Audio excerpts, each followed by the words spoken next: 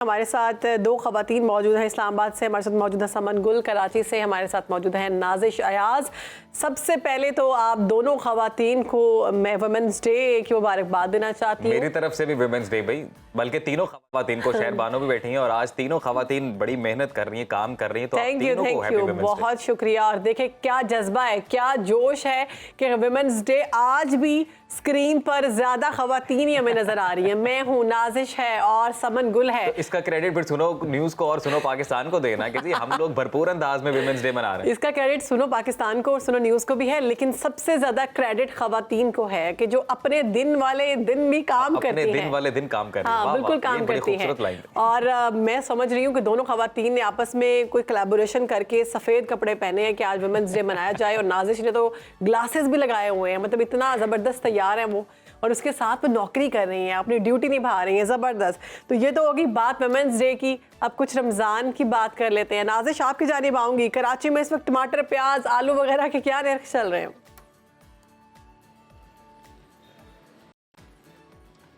देखिए, इस वक्त जो सूरत हाल है ना शहर बानो कराची में, अब तक जो है रेट कंट्रोल में नहीं आए हैं। टमाटर की बात करें जो कि सालन का एक अहम जुज़्व है, इस वक्त टमाटर 200 रुपये किलो है। अगर आलू की बात कर रहे हैं तो 50 रुपये किलो आलू इस वक्त दस्तियाब है मार्केट में। लेकिन प्याज जो हर हाल में आपको इस्तेमाल करनी ही होती है सालन बनाने में, उसके रेट जो है वो तकरीबन 180 से 200 रुपये हैं। अगर अदरक लहसुन की बात करें तो 500 और 600 से इनके रेट भी कम नहीं हैं।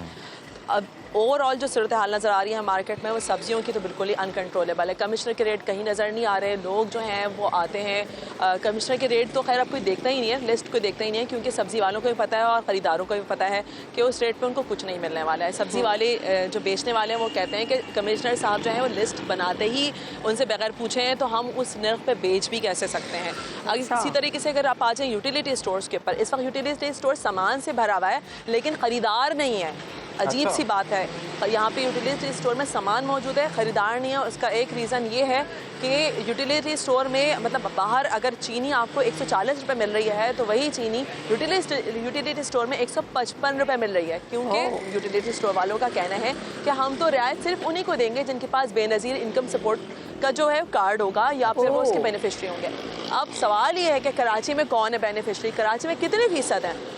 तो आप मुझे बताएं कि यूटिलिटी स्टोर आप कितना भी भर दें, अगर उसमें सामान ही आप महंगा ही रखेंगे, रियायती निर्ख भी नहीं है, तो यहाँ ख़रीदने कौन आएगा? इसके बरक्स जो यहाँ पे दूसरे स्टोर्स हैं, दूसरे डिपार्टमेंटल स्टोर्स हैं, बड़े मार्ट हैं, वहाँ पे रियायती निर्ख में सामान दस्तियाब है। बिल्कुल नाजिश, आपने कराची की सूरत हाल बताई है। इस्लामाबाद में इस वक्त क्या सिचुएशन है, वहाँ मार्केट ट्रेंड क्या है, ये भी जान लेते हैं। हमारे साथ समन गुल मौजूद हैं।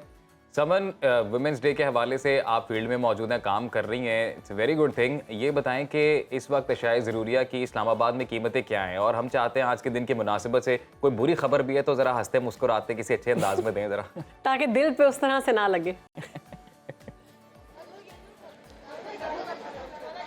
जी बिल्कुल, जैसे कि वफाकी दारुल-हुकूमत इस्लामाबाद में यूटिलिटी स्टोर्स पे बहुत ज़्यादा रश है। यहाँ पर लोग आटे के हसूल के लिए, जैसे कि मेरे कैमरामैन आपको दिखा सके, मुझे अफसोस हो रहा है कि देख सकें आपके ख़वातीन की एक लंबी कतार लगी हुई है सिर्फ एक आटे के हसूल के लिए।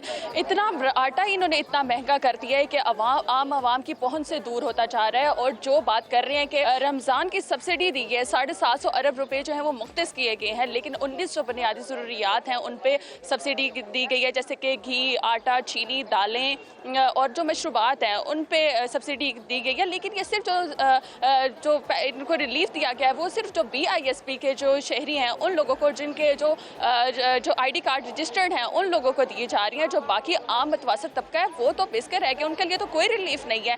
उनके लिए तो वही रेट्स हैं जो पहले थे और आज भी वही रेट्स हैं। सिर्फ जो BISP के लोग हैं उनके लिए जो सब्सिडी दी गई है, लेकिन जो इनको चीज़ें मिल रही हैं उनका भी कोई म्यार नहीं है। आटा जो है उसका भी म्यार अच्छा नहीं है। जैसे कि आटे का जो थैला है वो यहाँ पर सही कह रही हैं जी, मार्केट में अव्वल तो चीजें मौजूद नहीं है, अगर मौजूद है तो उनका म्यार अच्छा नहीं है, और फिर सब्सिडी है वालों को मिल रहा है या फिर मिल रहा है बेनज़ीर इनकम सपोर्ट वालों को। और अगर हम बात करें मुतवसत तबके की या फिर वो तबका जो मजदूर या दिहाड़ीदार है, उनको BIP और बेनज़ीर इनकम सपोर्ट का पता ही नहीं है, वो कहाँ से जाके ये सब कुछ करवाएंगे और कहाँ से जाके वो राशन लेंगे। तो इस बारे में हुकूमत को सोचना होगा।